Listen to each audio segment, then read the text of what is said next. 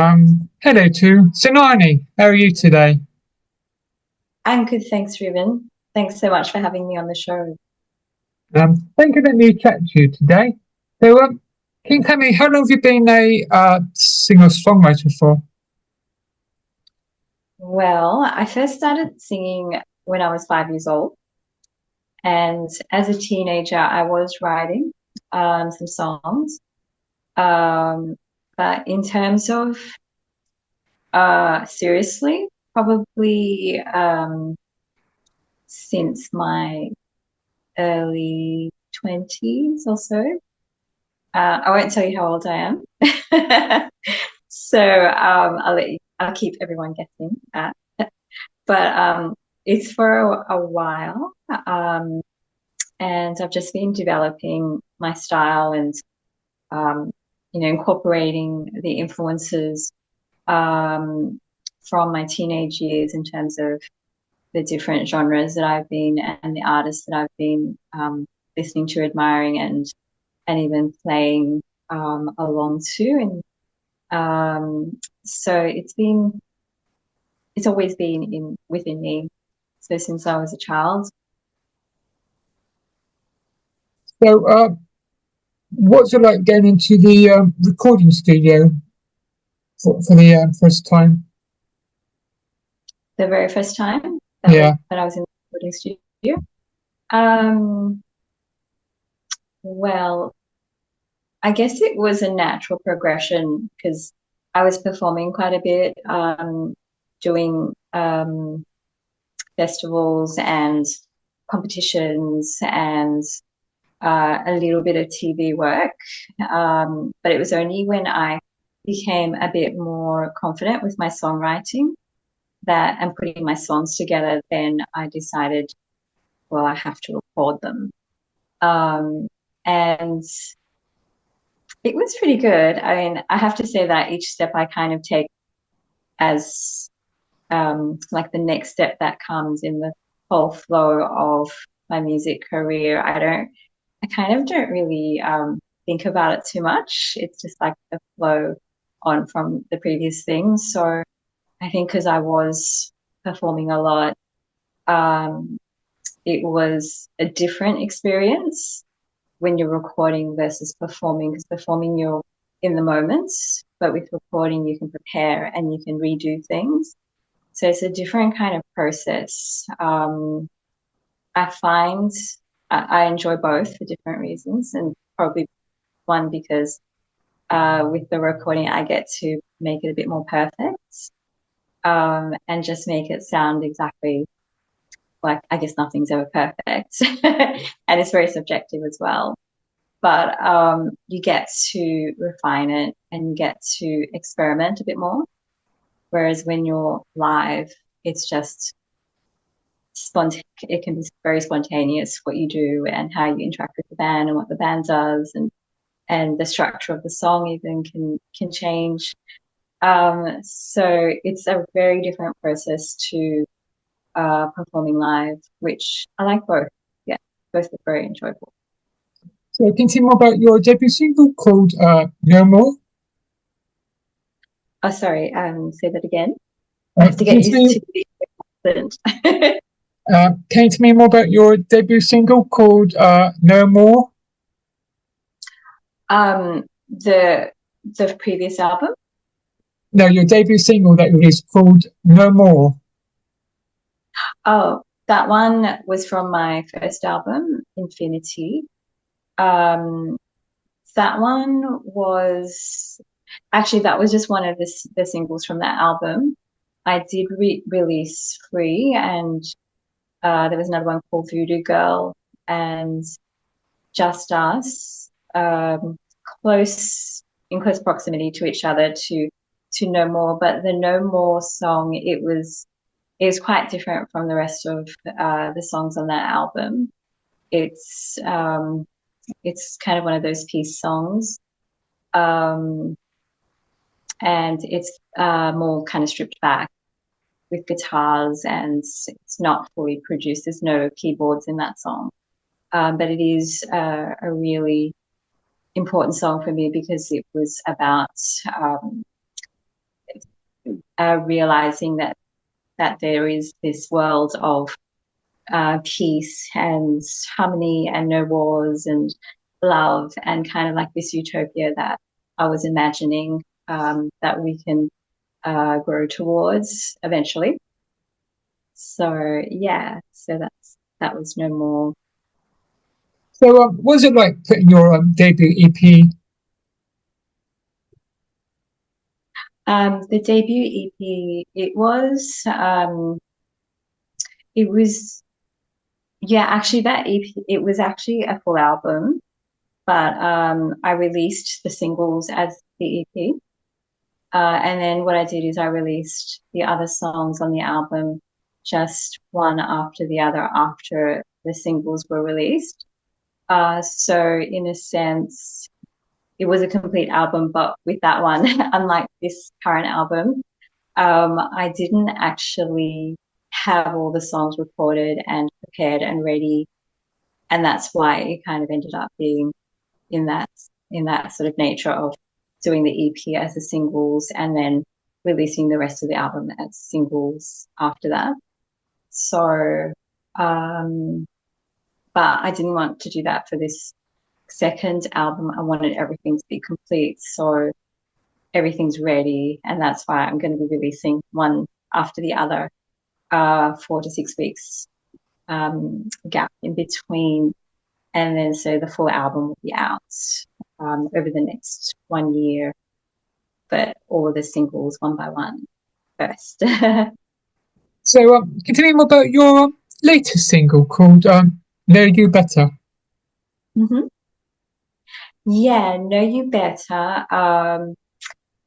Well, that song is actually a R&B hip hop influenced um, style, and the lyrics were actually developed.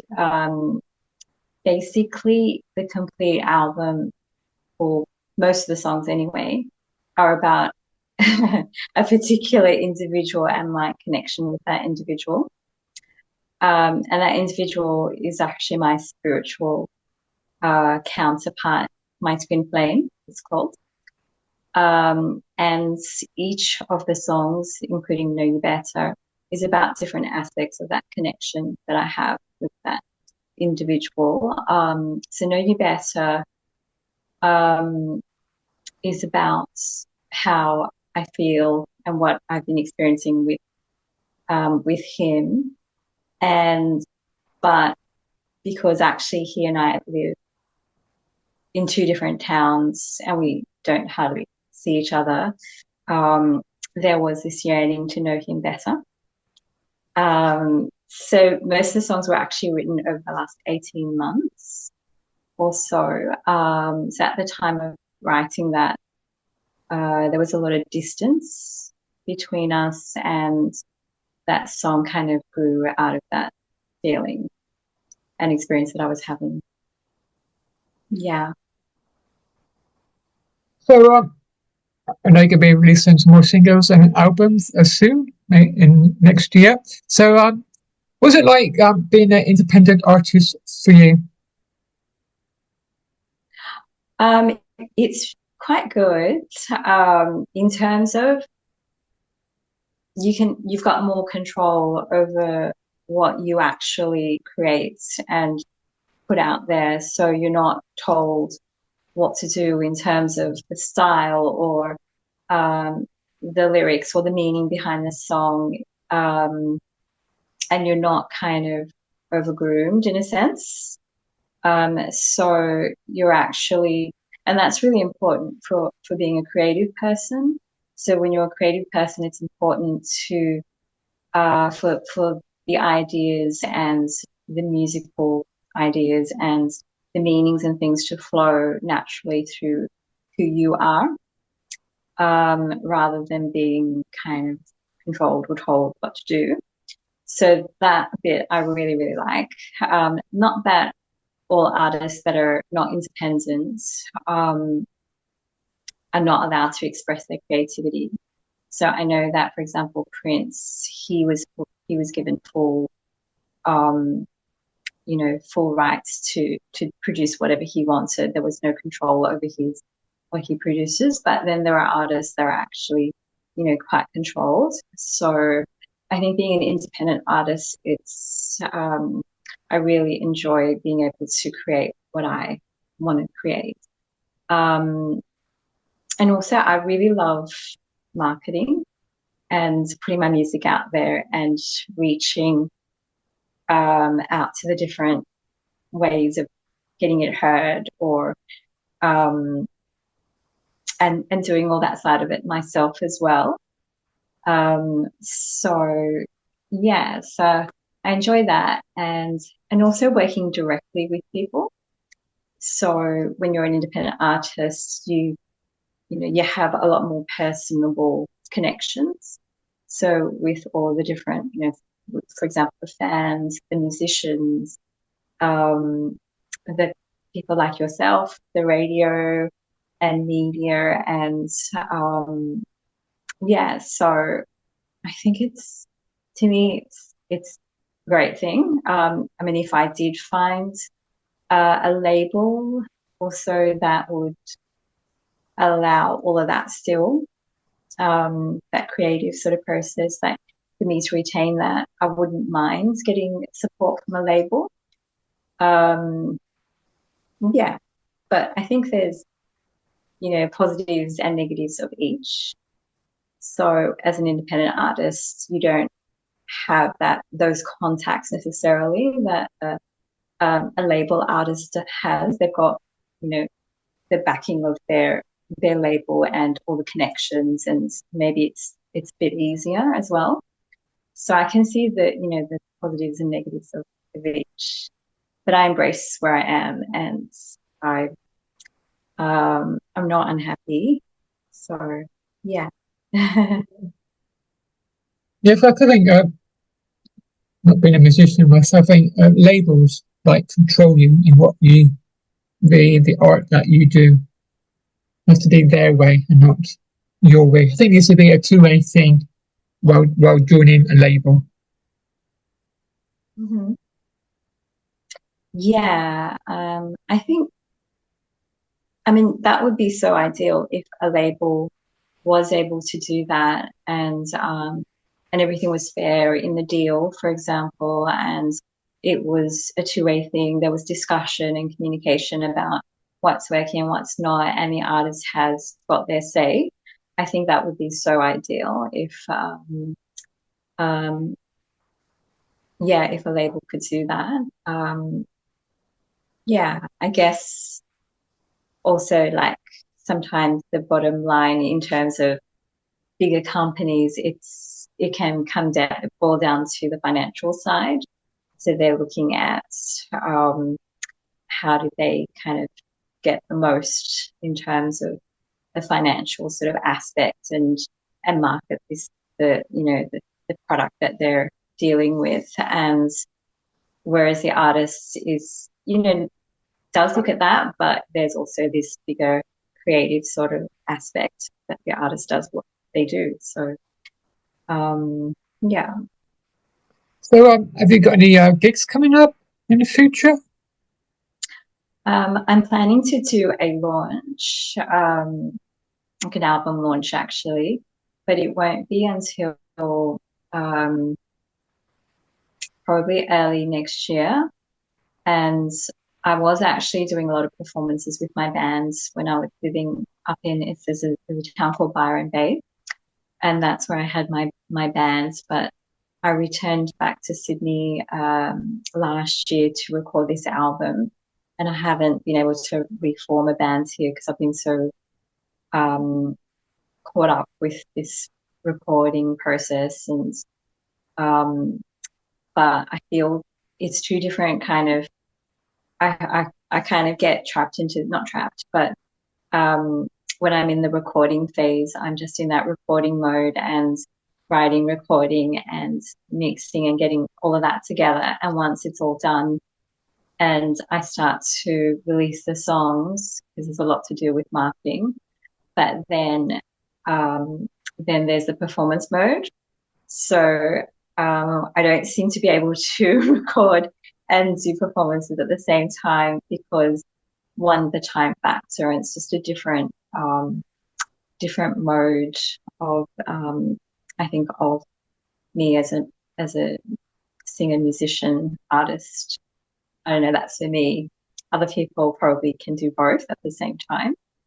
But I seem to have these chunks of time where I'm not writing and recording anything and I'm just performing. And then there's these periods of writing, recording, and only doing that, only focusing on that. There's a different headspace, I think, as well. So, finally, can you tell my listeners we're going to find you on your social media? Yeah, so you can find me. There's a couple of different sites. So I have a Facebook, which is Senani Music. So it's my first name with music next to it. And then basically it's Senani Music for all of my social media. So there's Instagram as well, Senani Music. And then I have a YouTube page, which is also Senani Music. And then I've got a Spotify. It's just Senani. Where else am I?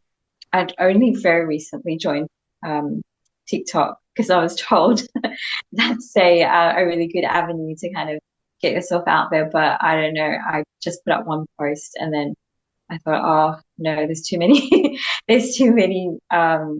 It's like an octopus. You got to have about 8 tentacles to handle all of these different avenues. So I thought I'll just focus on Facebook, Instagram, Spotify, and YouTube for now. But I may dabble in TikTok a bit, but it's not really an area where people can find me. I would say Spotify and YouTube for my music and for notifications regarding what I'm doing, Facebook and Instagram. So Senani Music for that. Thinking of really chat to you today.